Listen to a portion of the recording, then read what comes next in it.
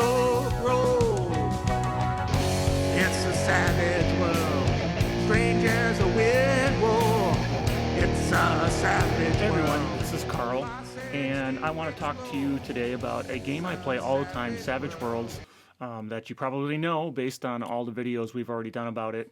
It's the holidays when I'm recording this, so I thought maybe I'll just do something quick and talk about the reasons I play Savage Worlds. Top 5, whatever. So again, my name is Carl. This is Tabletop Tango. If you like what you see, do a subscribe, do a like. That'd be awesome just to see the numbers. Not going to be famous, I know, but it'd be cool to see the numbers. So anyway, let's talk about why it's cool to play Savage Worlds. So first thing is, get my notes up quick here.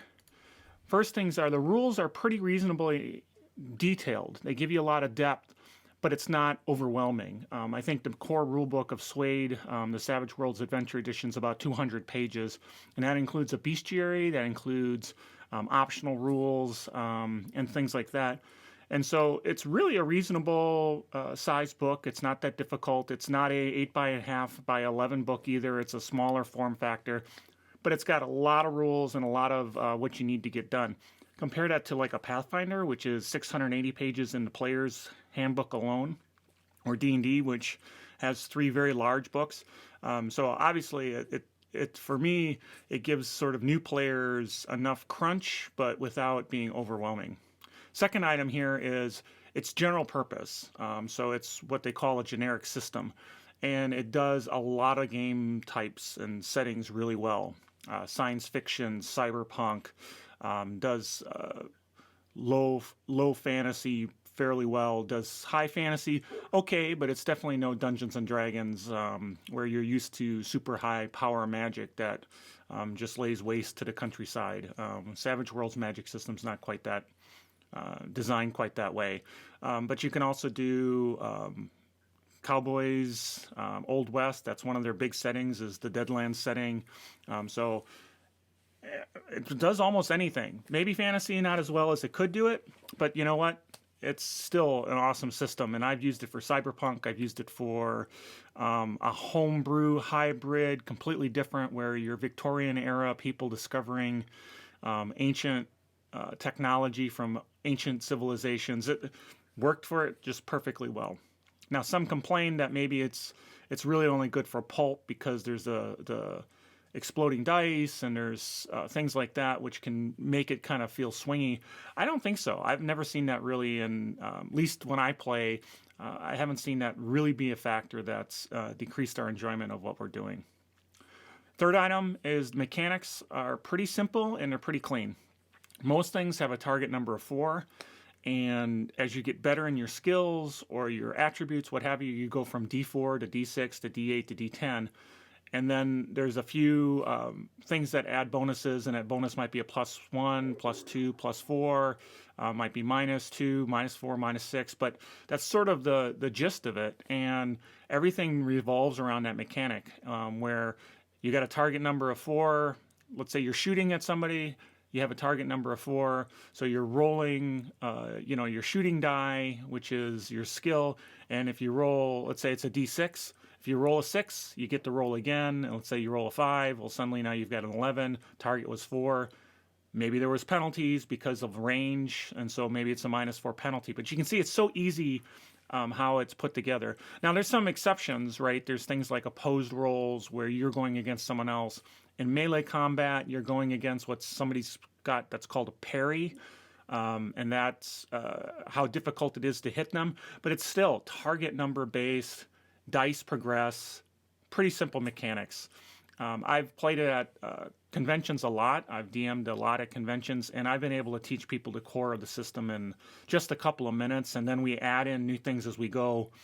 So when they hit the first combat, then you start talking about some combat modifiers or things you can do in combat, like tests and supports, which allow you in combat to affect it without actually having to attack somebody. You can get somebody upset with you, or pretend you're tripping them, or use some narrative to get them distracted from what they're doing. So all that stuff is more complicated, but you can add that in as you go along. So the mechanics really clean and kind of cool. Fourth one is they're also modular. The mechanics are modular. It's got a lot of subsystems that you can take advantage of. Things like mass battles, which handle huge, army to army battles. It has things like dramatic tasks, which are a way to handle if you've got I don't know, something like the example they use all the time is defusing a bomb. It's dramatic. There's multiple rounds. There's multiple things you want to do. And there's a system to kind of ratchet up that without being a simple, oh, well, I'm going to roll. It's like, I need to have a certain number of successes in a certain period of time. And each thing I'm doing, I'm trying to describe how I'm doing it. But that's an optional system that gets added in to add some flavor. You also have things like social conflicts, which are kind of like dramatic tasks, but for social situations, like you're trying to convince the king to go to war, which is an example they use in the book. There's things like tests and support, which I mentioned previously, where you can roll a skill that's applicable narratively to help out one of your fellow people to help them go and accomplish something, or you can do a test against somebody where you're trying to convince them of something, and then they're going to roll their opposing roll, but it might make them distracted, or it might make them vulnerable to your attacks better. And those are actually terms in Savage Worlds: distracted, vulnerable. There's things like entangled, but that's all very consistent within the system. That 200 pages of system. And then the last thing I like is the meta currency, the Benny, which is sort of the bread and butter of what makes Savage Worlds, is that if you fail a roll, you can spend a Benny to re-roll in certain situations. Not everything can be re-rolled, but if you have a critical failure, you can't re-roll it. But the Bennies, that economy lets you succeed where you think it's important, play your hindrances or the things that make your character weird, like get yourself in those bad situations because you've got a particular character flaw, and then get a Benny for it, which you can then use later. So the Benny economy and using Bennies is really a cool thing in Savage Worlds. Yes, it's a little metagamey because it's the players deciding, and it's not all the dice just making the roll. But it's really, I find when people play Savage Worlds and they got that Benny and they're just like, I just got to hit that guy, and they're able to throw that down, and it makes that much more excitement, especially if they succeed on that roll, or they're playing it up and hamming it up, and you throw them a Benny and go, hey, nice job, that's really cool, and they go, wow, I got something to spend and I can use. So really cool. I think that's really cool. Now, some things people don't like are the exploding dice. They think it makes it too swingy, so that if you roll the highest number on your die, you roll it again, you add that in, and you keep going. There's the concept that I forget what somebody podcast before, where a peasant can kill you with a pitchfork if they get the right roll. Absolutely true.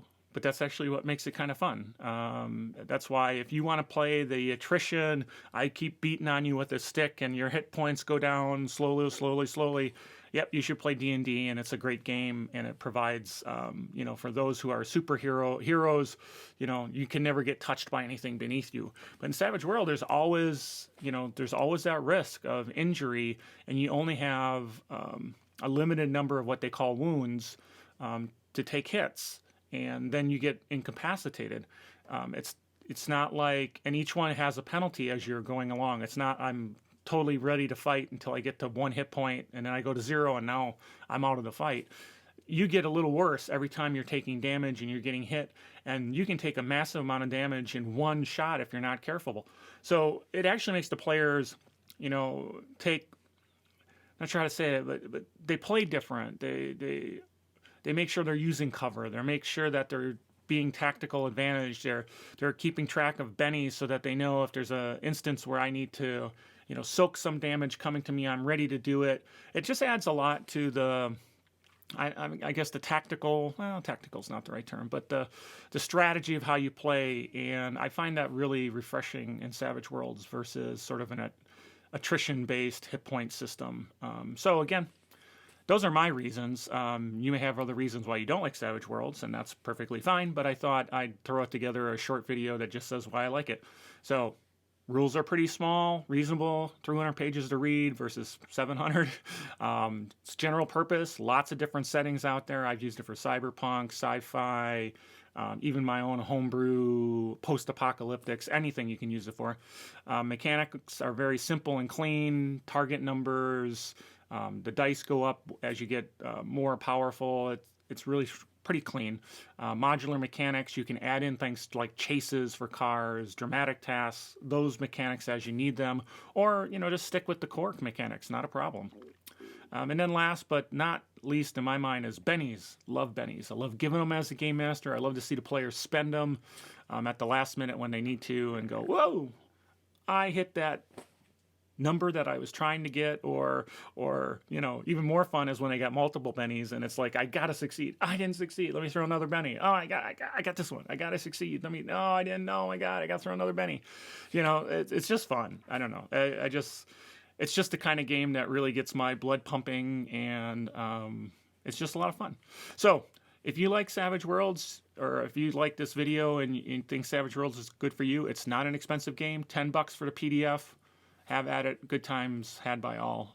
So if you liked it, like, subscribe. I'd love to get some, subscription numbers up just to say I'd have. But I'm Carl Davis. This is Tabletop Tango. If you're watching this during the holidays, happy holidays. If you're not, happy whatever time of year it is, and we'll catch you later. Thanks much. So roll. It's a savage world. Strange as a wind war. It's a savage world. Classics to explore. It's a savage world in the land of the dead.